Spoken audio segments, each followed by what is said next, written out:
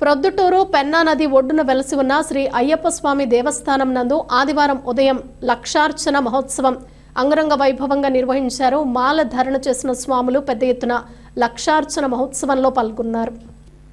అత్యంత భక్తి శ్రద్ధలతో స్వామియే శరణమయ్యప్ప శరణు ఘోషతో అయ్యప్ప స్వామిని నామనామాల కీర్తిస్తూ ఆద్యంతం భక్తి పారవస్యంలో అయ్యప్ప స్వాములు భజనలు చేస్తూ అయ్యప్ప నామ సంకీర్తనలు నలుదేశలా వ్యాపించేలా కీర్తిస్తూ లక్ష్మణ మహోత్సవాన్ని గావించారు. ప్రొద్దుటూరు పట్టణం నుండే కాకుండా నలుదిక్కుల నుండి మహిళలు అయ్యప్ప స్వామి భక్తులు పెద్ద ఎత్తున పాల్గొన్నారు.